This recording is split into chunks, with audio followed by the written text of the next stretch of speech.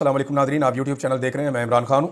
Nadreen, जो कुछ भी इस्लामाबाद में हुआ, पाकिस्तान का मीडिया तो उसको दिखा नहीं पा रहा। हुकूमत के लिए सबसे बड़ी प्रॉब्लम यह है कि आलमी मीडिया इसको एक बड़ी खबर बनाकर देख रहा है और बहुत सारे मीडिया जो यहाँ पे मौजूद था उन्होंने इसको रिपोर्ट भी किया है। लेकिन पाकिस्तान तहरीक इंसाफ की जो पाकिस्तान में मौजूद क़यादत है, इसके ऊपर सबसे बड़ा दबाव यह डाला गया कि आप आलमी मीडिया को एड्रेस नहीं करेंगे। ये बात शुरू में तय हो गई थी और ये तजवीज़ भी आ गई थी कि अंग्रेज़ी में प्रेस कॉन्फ्रेंस की जाएगी और इसके लिए दो लोगों के नाम भी सामने आ रहे थे पार्टी के अंदर के इसमें बैरिस्टर गौहर प्रेस कॉन्फ्रेंस करेंगे और सलमान अकरम राजा साहब करेंगे और एक दो और लोगों के भी नाम आ रहे थे। लेकिन उसके बाद हमने देखा कि वो प्रेस कॉन्फ्रेंस नहीं हो सकी। हत्ता कि डॉक्यूमेंट्रीज बनाने के लिए या मौक़िफ़ लेने के लिए जिस आलमी मीडिया ने रब्ता किया पाकिस्तान तहरीक इंसाफ की पाकिस्तान में मौजूद क़यादत से, ओहदेदारों से ही बात करेंगे ना। वो चाहेंगे कि हमारी चेयरमैन से बात हो, वो चाहेंगे हमारी सेक्रेटरी जनरल से बात हो, वो चाहेंगे हमारी किसी बड़े ओहदेदार से बात हो। तो इन्होंने उन्हें घास नहीं डाली। यानी बात तो करना चाह रहे थे लेकिन दबाव इतना ज़्यादा था कि आलमी मीडिया को या इंटरनेशनल जितने भी मीडिया चैनल्स हैं या जो डॉक्यूमेंट्रीज बना रहे थे वो इंटरव्यूज़ करना चाह रहे थे, इन्होंने उनको इंटरव्यूज़ नहीं दिए। हत्ता कि डी चौक के हवाले से सूरत हाल यहाँ तक पहुँच गई कि डी चौक के हवाले से साने पे जो इंटरव्यूज़ हुए उसके अंदर सहाफ़ियों को शामिल करना पड़ा, कुछ और लोगों को शामिल करना पड़ा, कुछ ऐसे लोग शामिल हुए जो थोड़ा सा हुकूमती मौक़िफ़ बयान करते हैं। जबकि पाकिस्तान तहरीक इंसाफ की क़यादत अपने मौक़िफ़ को पूरी तरह से नहीं कर पाई, चंद लोगों को छोड़ के। अलीमा खान साहिबा ने बड़े ज़बरदस्त तरीके से ये काम किया। कुछ मैं शानदाना गुलजार साहिबा को देख रहा था, उन्होंने भी ये काम किया और कुछ पाकिस्तान से बाहर बैठे हुए लोग हैं, उन्होंने भी ये काम किया। अब पाकिस्तान तहरीक इंसाफ पाकिस्तान के अंदर जो क़यादत मौजूद है वो बहुत दबाव में है और वो ये जानते हैं कि किस तरह 9 मई के बाद उनको किस तरह की सूरत का सामना करना पड़ा। 8 फरवरी के इलेक्शन में उनके साथ क्या हुआ, उसके बाद क्या हुआ, फिर लोगों को स्ट्रेट बुलेट भी फायर किए गए। तो एक अजीब किस्म का पाकिस्तान में वहशत का माहौल है, इसमें वो नहीं कर पा रहे। अब इसमें उनको कसूरवार तो नहीं कह सकते ना। देखें, बेशक वो उनके ऊपर बैठे हुए हैं लेकिन हर आदमी ये चाहता है कि शाम को वो अपने बच्चों के पास जाए, अपने घर जाए। अब जब काम ही किसी और तरह का चल पड़ा हो जिस मुल्क में, वहाँ पे आप क्या कर सकते हैं। इंतजार पंजूता साहब का हाल सबने देखा, सबको पता उनके साथ क्या हुआ है और किन हालात से वो गुजरे, लेकिन कोई कुछ कर सका।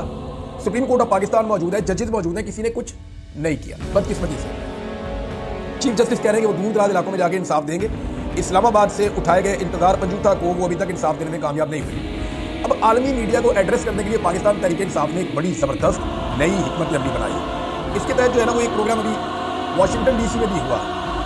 ये जो वाशिंगटन डीसी में प्रोग्राम हुआ इसकी थोड़ी सी तफसीलात मैं आपको बताता हूँ, फिर आपको समझ आ जाएगी कि एक्चुअली पाकिस्तान तहरीक इंसाफ इस मामले में करने क्या जा रही है। जो वाशिंगटन में प्रोग्राम हुआ इसके अंदर डॉक्टर मुईद पीरज़ादा को मैंने देखा, उन्होंने बड़ी ज़बरदस्त बात की। ये वाशिंगटन डीसी में प्रेस क्लब के अंदर प्रेस कॉन्फ्रेंस हुई है और एक दो प्रेस कॉन्फ्रेंसेस पहले भी हो चुकी हैं और कुछ प्रेस कॉन्फ्रेंसेस आने वाले दिन में होने जा रही हैं। यानी यूरोप के अंदर होंगी, मुख्तलिफ ममालिक में, इसी तरह अमेरिका के अंदर मजीद होंगी, फिर ऑस्ट्रेलिया में और मुख्तलिफ जगहों के ऊपर पाकिस्तान तहरीक इंसाफ के लोग जो हैं वो अरेंज कर रहे हैं, ओवरसीज़ पाकिस्तानी अरेंज कर रहे हैं कि इस्लामाबाद में जो मज़ाकर हुआ, जो इस्लामाबाद के अंदर जिस तरह की सूरत हाल बनी, जो कत्लेआम हुआ, उसको वो पूरी दुनिया के सामने रखना चाहते हैं। पाकिस्तान से तो ये नहीं हो पा रहा, तो वो दुनिया के अंदर जो बड़े बड़े प्रेस क्लब हैं बड़े बड़े मुल्कों में, वहाँ पे जाके प्रेस कॉन्फ्रेंस कर रहे हैं। इसमें डॉक्टर मुईद पीरज़ादा थे, उन्होंने बड़े हक़ाइक़ बयान किए। अलीमा खान साहिबा ने इसमें बात की, मैंने उन्हें भी सुना। और इसमें सज्जाद बरकी साहब थे, वकास अहमद साहब थे, लेकिन बैरिस्टर एहतशाम साहब इन्होंने ज़बरदस्त बात की है। बैरिस्टर एहतशाम साहब के जो फैक्ट्स थे, जो पाकिस्तानी कवानीन का उन्होंने हवाला दिया, बहुत ज़बरदस्त अंदाज में उन्होंने ये सारा कुछ बयान किया। तो बैरिस्टर एहतशाम भी वहाँ पे थे, डॉक्टर मुनीर थे, डॉक्टर उस्मान थे, कर्नल अकबर थे। कर्नल अकबर ने बताया किस तरह का हथियार इस्तेमाल हुआ और क्या कुछ हुआ। तो ये एक्चुअली बैनुल-अक़वामी कम्युनिटी के सामने रखने का एक नया तरीका है और आने वाले दिनों में पाकिस्तान तहरीक इंसाफ पाकिस्तान से बाहर मुमकिन तौर पर अपने फोकल पर्सन जो है, पाकिस्तान में एक दो लोग होंगे लेकिन ज़्यादा लोग पाकिस्तान से बाहर अपने फोकल पर्सन रखेंगे जो इस मामले के ऊपर गुफ्तगू किया करेंगे और आलमी मीडिया को एड्रेस किया करेंगे। अगर किसी ने डॉक्यूमेंट्री बनानी है या इसके बारे में पूछना है तो ये लोग बताया करेंगे। तो इस तरह पार्टी का जो मौक़िफ़ है हक़ाइक़ के साथ वो दुनिया के सामने आएगा। अब एक और प्रोग्राम होने जा रहा है जी 13 दिसंबर को इंटरनेशनल क्रिमिनल कोर्ट के बाहर एक बहुत बड़ा पाकिस्तानी जो है वो मुज़ाहरा करने जा रहे हैं और उनका दावा है कि हम वहाँ पे इस्लामाबाद में होने वाली ब्रूटैलिटी के खिलाफ ज़ोरदार तरीके से आवाज़ उठाएंगे। 15 तारीख को इमरान खान साहब की कॉल पर पूरी दुनिया में ओवरसीज़ पाकिस्तानी निकलकर इस्लामाबाद में होने वाले कत्लेआम के खिलाफ आवाज़ उठाने जा रहे हैं। अच्छा, जो मुतालबात किए गए वाशिंगटन डीसी वाले प्रोग्राम में अमेरिका से, इन मुतालबात में मैं आपको बता देता हूँ कि चंद चीज़ें शामिल हैं कि जो लोग इसके लिए ज़िम्मेदार हैं या जिन्होंने इस्लामाबाद में ये सानिया किया है उस बारे में कुछ तो मुतालबात हुकूमत से हैं। उन्होंने कहा जी एक तो हमें प्रूफ ऑफ लाइफ दिया जाए, हमें बताया जाए कि जो लोग लापता या गायब है वो जिंदा हैं, पहले उनकी ज़िंदगी का हमें सबूत दिया जाए वरना हम उन्हें कैसे जिंदा तस्वुर करेंगे। दूसरा, उन्होंने इंसाफ मांगा है। तीसरा, उन्होंने पाबंदियों का तकादा किया। इसको एक कहते हैं मैग्निस्की लॉ, और ये जनाब 3 किस्म की पाबंदियाँ लगाता है। जो लोग जिम्मेदार होते हैं इंसानी हकूक़ की खिलाफ वर्जियों के लिए उन पर 3 किस्म की पाबंदियाँ लगाता है। नंबर 1, उनके ऊपर ट्रैवल बैन लगाता है।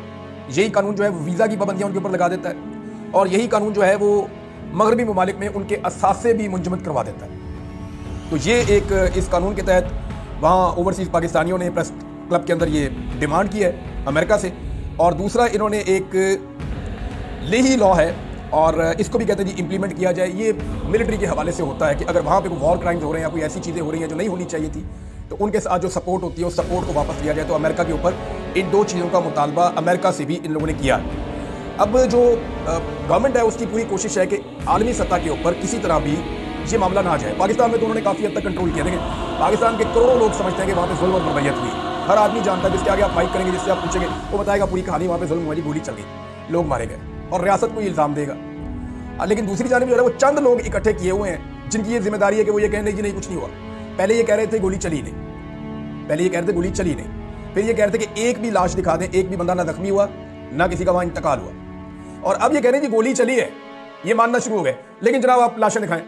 और अब नया बयानिया आया है जो मैंने आपको बहुत पहले बता दिया था कि अगर पाकिस्तान तहरीक इंसाफ ने इंसाफ का दरवाजा ना खटखटाया और कानून का दरवाजा ना खटखटाया, अपनी FIR ना करवाई, CCTV फुटेज ना मांगी, अपने लापता अफराद की बाजियाबी के लिए अदालतों से रुजू ना किया, सुप्रीम कोर्ट ऑफ पाकिस्तान का दरवाजा ना खटखटाया और आलमी मीडिया के सामने अंग्रेजी में एक प्रेस कॉन्फ्रेंस ना की, तो ये कत्ल पाकिस्तान तहरीक इंसाफ पे पड़ जाएंगे आने वाले दिनों में। जैसे जिले शाह का कत्ल इमरान खान पे डाल दिया गया था, जैसे और बहुत सारे इवेंट जो हुए वो इमरान खान पे उल्टे डाल दिए गए, पर्चे इमरान खान पे हो रहे हैं, जुल्म भी इमरान खान से हो रहा है। तो इसी तरह अब जो एक नई खबर आई है वो ये आई है कि जनाब ये पाकिस्तान तहरीक इंसाफ के लोगों ने जो वज़ीर आला खैबर पख्तूनख्वा के साथ लोग आए हुए थे उन्होंने गोलियां चला के बंदे मार दिए। पहले कह रहे थे गोली नहीं चली, एक भी गोली नहीं चली, फिर कह रहे थे बंदा कोई भी नहीं मरा, अब कह रहे थे गोली भी चली है, बंदे भी मरे, गोली इन्होंने चलाई है। तो हुकूमत आहिस्ता आहिस्ता चीज़ों को मानना शुरू हो गई है। मेरे ख्याल में हुकूमत लोगों का मूड भी देख रही है, आलमी सतह पर इसका रिएक्शन भी देख रही है, लेकिन रिएक्शन इसका बड़ा सख्त है और ओवरसीज पाकिस्तानी इस मामले को टून डाउन होने नहीं दे रहे, इसको नीचे जाने नहीं दे रहे। वो अभी तक उसी तरह इस मामले को उठाकर खड़े हैं जैसे ये पहले दिन था। फैज़ हमीद वाले मामले के अंदर कुछ डेवलपमेंट्स हैं, लोग दावे कर रहे हैं। फैसल बाटा ने दावा किया कि जनाब फैज़ हमीद का ट्रायल हो रहा है तो इमरान खान का भी ट्रायल होगा। तो क्या वाकई इमरान खान का ट्रायल हो सकता है फैज़ हमीद का ट्रायल होने पर? आम सवाल है ना। अगर इमरान खान का मिलिट्री कोर्ट के अंदर ट्रायल होगा तो पाकिस्तान का पहला सिविलियन वजीर आजम होगा जिसको मिलिट्री कोर्ट के अंदर ट्रायल किया जाएगा, इमरान खान को। इससे पहले किसी वजीर आजम को ऐसे मिलिट्री कोर्ट के अंदर ट्रायल नहीं किया गया। फैसल बाटा कह रहे जी दुआ करें कि इमरान खान साहब को उम्र कैद हो जाए, सजाए मौत ना हो। तो मेरे ख्याल में ये तवज्जो भटकाने की कोशिश है कि 26 नवंबर से सबकी तवज्जो हट जाए, फोकस सबका 26 नवंबर पे रहना चाहिए कि गोली क्यों चलाई, और होना भी यही चाहिए भी। जब गोली चल गई अपने लोगों के ऊपर तो सवाल तो सबको पूछना चाहिए कि गोली क्यों चलाई, ये जुल्म क्यों किया अपने शहरियों के साथ। लोग तो पूरा मनते, उन्होंने एक शीशा नहीं तोड़ा, एक गमला नहीं तोड़ा। रास्ते में कितने बैंक हैं, कितनी ATM मशीनें हैं, वो बेचारे गरीब लोग थे, उन्हें भी भूख लगती है, पैसे देखकर उनका भी दिल ललचाता होगा, कीमती चीजें चारों तरफ उन्हें नजर आ रही थी, उन्होंने एक शीशा नहीं तोड़ा और उनकी गाड़ियां भी तोड़ दी जिनमें वो बैठ के आए थे, उन गाड़ियों को भी तोड़ा, उन्हें गोलियां भी मारी, 100 से ज्यादा गोलियां लग के जख्मी हो गए। 12 लाशें अभी तक दफनाई जा चुकी हैं जिनकी कंफर्मेशन आ गई है, बहुत सारे अभी तक लापता हैं। तो उन लोगों के साथ जुल्म किया गया जो इंतहाई पुरअमन थे। अब तवज्जो हटाने के लिए जो है वो अब फैज़ हमीद वाला मामला उठाया जा रहा है। इससे पहले भी जो जनरल में मिलिट्री के उनकी सजाएं होती रही है, माफ भी होती रही है और होती भी रही है। ये एक और हो जाएगी तो कोई फर्क नहीं पड़ता, होनी चाहिए सजा। इदारे का एक इंटरनल सिस्टम है, उसको एक्टिवेट होना चाहिए और ज्यादा तेज एक्टिवेट होना चाहिए, और खास तौर पर सजाएं उन्हें मिलनी चाहिए जो अपने इख्तियारात से तजावुज़ करते हैं और मुल्की सियासत के अंदर अपना रोल प्ले करते हैं, अपने हलफ की खिलाफ वर्जी करते हैं। वो हलफ की खिलाफ वर्जी नहीं होनी चाहिए। 12 लाशें पाकिस्तान तहरीक इंसाफ पे डालने की तैयारी कर दी है और दूसरी जानिब जो है वो तवज्जो हटाने के लिए ये खेल खेला जा रहा है कि जनाब इमरान खान साहब का मिलिट्री कोर्ट में ट्रायल हो जाएगा। इतना आसान थोड़ी है। देखें, ये बहुत बड़ी खबर बनेगी। बरतानिया का वज़ीर ख़ारजा लिखकर अपने लोगों को यकीन दिला रहा है कि ऐसी कोई चीज़ नहीं होनी चाहिए, हम इस पर नजर रखेंगे। अमेरिका जो है वो वहाँ से रुला पड़ जाएगा, अक़वाम मुत्तहिदा से रुला पड़ जाएगा, पाकिस्तान को पूरी दुनिया से रिएक्शन आएगा। ओवरसीज पाकिस्तानी किस लेवल पे इस मामले को ले जाएंगे अब किसी को इस बात का अंदाजा भी नहीं है। तो मुझे नहीं लगता कि ये एक ऑप्शन हो सकती है। मुझे लगता है कि ये एक तवज्जो भटकाने की एक कोशिश है और हो सकता है इसको करने की भी कोशिश की जाए ताकि तवज्जो मजीद भटकी रहे, लेकिन इसका फायदा कोई नहीं होगा इस निज़ाम को। उल्टा इमरान खान साहब ज्यादा ताकतवर और मजबूत हो जाएंगे। इस सिस्टम ने आज तक जो भी किया ना उसका फायदा पिछले 2.5 साल में इमरान खान को ही हुआ और पब्लिक के अंदर उनकी पॉपुलैरिटी में इजाफा ही हुआ। वो पॉपुलैरिटी का पहाड़ बनकर खड़े। मौलाना फजलुर रहमान साहब को इनकी हालत मैं आपको थोड़ी सी बताया तो मौलाना फजलुर रहमान साहब को राणा सनाउल्लाह साहब मिलने गए थे और राणा सनाउल्लाह साहब को फजलुर रहमान साहब ने कहा, आपको याद होगा तस्वीरें आपने देखी होगी थोड़े दिन पहले जब ये खबरें आ रही थी कि फजलुर रहमान साहब और बिलावल को मिला के और फैसल बाटा गेम कर रहे हैं और नून लीग के खिलाफ कुछ साजिश हो रही है, तो ये गए जाकर ये मिले थे। तो फजलुर रहमान साहब ने कहा कि इमरान खान को अब रिहा करें आप और इलेक्शन की तैयारी करें, इंतखाबात के बारे में सोचें, पाकिस्तान में इलेक्शन करवाएं, इलेक्शन ठीक नहीं हुए। तो राणा सनाउल्लाह साहब ने जो जवाब दिया उन्होंने कहा, जो रिपोर्ट हुआ है कि उन्होंने कहा इमरान खान को 2/3 अक्सरियत मिल जाएगी अगर इलेक्शन होगा तो आप बताएं कि इमरान खान के हाथ में तलवार दे दें कि वो हमें ज़िबा कर दे। ये राणा सनाउल्लाह साहब की सोच है। इसमें वो 5 चीज़ों का एतराफ़ कर रहे हैं राणा सनाउल्लाह साहब अपने 2 जुमलों में। एक, वो ये बता रहे हैं कि इमरान खान साहब की मकबूलियत है, इसका वो एतराफ़ कर रहे हैं, और वो 2 था, ये अक्सरियत आराम से ले लेगा, ये एतराफ़ है। नंबर 2, वो एतराफ़ कर रहे हैं जो मैंडेट उनके पास है वो चोरी का मैंडेट है, क्योंकि इमरान खान की मकबूलियत एक दिन पहले तो नहीं आई ना, ये तो उनकी मकबूलियत तो 2 साल से चल रही है, और इस साल में तो बहुत ही अरूज के ऊपर है। जब से वो गिरफ्तार हुए तब से तो बहुत ऊपर है। लिहाजा ये 2 एतराफ़ उन्होंने कर दिए कि मकबूलियत इमरान खान का बहुत ज़्यादा है और मैंडेट चोरी हमने की हुई है। तीसरा एतराफ़ उन्होंने किया कि अवाम में जाने का खौफ है, इस वक्त PMLN को, बाकी जमातों को अवाम में जाने का खौफ है। नंबर 4, उन्होंने इमरान खान को ना छोड़ने की वजह भी बता दी कि हम इसलिए उसको नहीं छोड़ रहे कि वो एक तलवार है, हमारे लिए प्रॉब्लम हो जाएगी। और नंबर 5, उन्होंने ये भी एतराफ़ कर दिया कि अभी तक ये सिस्टम इमरान खान साहब को मनाने में या उनको तोड़ने में मुकम्मल तौर पर नाकाम रहा है। इस हवाले से किसी किस्म की कोई कामयाबी इस सिस्टम को अब तक नहीं मिली है। तो ये चीज़ आप क्लियर कर दें कि राणा सनाउल्लाह साहब का स्टेटमेंट कम से कम ये चीज़ें क्लियर कर रहा है जो उन्होंने फजलुर रहमान साहब को दिया कि जनाब इमरान खान का मुकाबला भी नहीं किया जा सकता क्योंकि उसके साथ डील कोई नहीं हुई। मियाँ साहब जो है ना, देखिए फ़र्क बहुत है। मियाँ साहब को फिर आप सोचेंगे कि मियाँ साहब को क्यों छोड़ देते थे। मियाँ साहब को छोड़ने का रीज़न ये होता था कि मियाँ साहब की मकबूलियत कम होती थी। जब किसी की मकबूलियत कम हो तो उसको छोड़ दे, जाके टकरे मारता रहे, जो मर्जी करे। तो मियाँ साहब के प्लेटलेट्स कम हो गए, मियाँ साहब निकल लिए, मकबूलियत पहले ही नीचे थी, कोई फायदा नहीं हुआ। मियाँ साहब ने जितनी मर्जी आवाज़ें लगाई, लोगों ने सुनी नहीं आवाज़। अभी फिर इलेक्शन हार के बैठे हुए हैं यास्मीन राशिद से, मकबूलियत तो उनके पास थी नहीं। अब इमरान खान साहब को गैर मकबूल कैसे किया जाए, इसके लिए जितनी कोशिशें की गई वो सारी नाकाम हो गई। यानी इमरान खान का इद्दत जैसा घटिया केस बनाया, नाकाम हो गया। साइफर वाला केस बनाया, नाकाम हो गया। तोशाखाना वाला केस बनाया, नाकाम हो गया। 9 मई वाले केसेस में उनको डाला गया, नाकाम हो गया। अब अगर मिलिट्री कोर्ट में ले जाएंगे तो कैसे कामयाब हो जाएंगे, मुझे ये बात समझ नहीं आ रही। और मुझे नहीं लगता कि इतना बड़ा रिस्क पाकिस्तान की मिलिट्री एस्टेब्लिशमेंट ले सकती है, क्योंकि पाकिस्तानी मिलिट्री एस्टेब्लिशमेंट का रिकॉर्ड पिछला 70-75 साल का कोई अच्छा नहीं है। जहाँ इस मुल्क में 4 मरतबा मार्शल लॉ लगे हैं, और जब मार्शल लॉ नहीं भी थे तब भी हमारे मुल्क के अंदर किसी ना किसी सूरत में मिलिट्री एस्टेब्लिशमेंट का सियासत के अंदर या हुकूमत के अंदर बड़ा अहम रोल रहा है, और वो किरदार अदा करते रहे, जिसको दुनिया में अच्छी नज़र से नहीं देखा जाता। बल्कि इसे कहा जाता है कि यहाँ पे एक हाइब्रिड सिस्टम है जिसको चलाया जाता है, बाहर से लोग ड्राइव करते हैं और अंदर बैठे हुए लोग कठपुतली होते हैं। ये हमेशा कहा जाता है, हर हुकूमत के ऊपर ये इल्ज़ाम लगता है। इमरान खान साहब की हुकूमत में भी ये इल्ज़ाम लगाया जा रहा था, और जो बात नहीं मानता उसको फिर एस्टेब्लिशमेंट उठा के बाहर कर देती है। अब एक ऐसी एस्टेब्लिशमेंट जिसके साथ ये टैग लगा हुआ है बहुत पुराना, वो क्या इतना बड़ा रिस्क ले सकती है? मुझे लगता है कि उनके लिए भी बड़ा मुश्किल होगा ये रिस्क लेना, और इसके लिए यानी बहुत बड़ा कैपिटल चाहिए जो ज़ाया हो जाएगा। यानी अगर पॉलिटिकल कैपिटल एक चीज़ होती है ना, तो पॉलिटिकल पार्टी के पास तो वो होता है कि वो ज़ाया भी कर लेते हैं थोड़ा बहुत, लेकिन इदारों के लिए बड़ा मुश्किल होता है कि वो इस तरह के फैसले लें जिससे उनकी मकबूलियत को झटका लगे या पब्लिक के अंदर कोई रिएक्शन पैदा हो।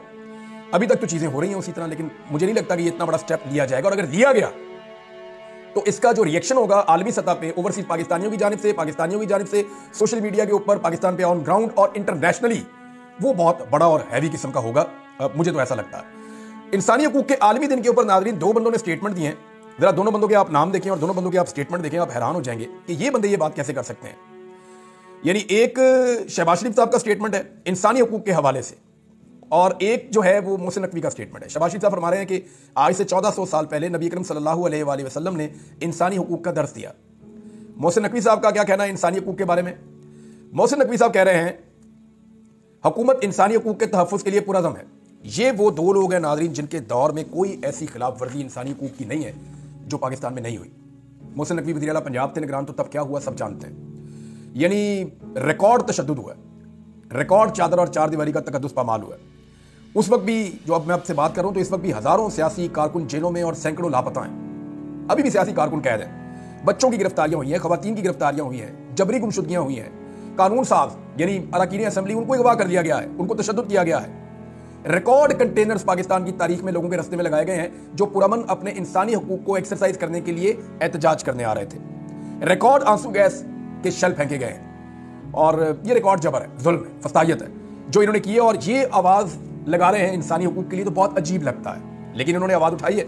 लेकिन इंसानी हकूक के आलमी दिन पे एक बयान हल्फी भी सामने आया, और वो बयान हल्फी एक बड़े अच्छे शायर हैं, उनका है अफकार अलवी साहब। अफकार अलवी साहब को पता ना, जिन्होंने ये आपना को आप तना मार फौजिया, ये भी उनकी एक गज़ल है। एक मुर्शद हमारी फ़ौज क्या लड़ती हरीफ से, मुर्शद उसे तो हमसे ही फुर्सत नहीं मिली, ये भी उनका शेर है। तो अफकार अलवी साहब का जो आया बयान अल्फी उन्होंने लिखा, और उन्होंने क्यों लिखा होगा आपको आइडिया हो सकता है। उन्होंने कहा जी ऐसी शायरी नहीं करूँगा जिससे कौमी इदारे की तस्हीक हो, ऐसी शायरी करूँगा जिससे मुल्क में अमन हो।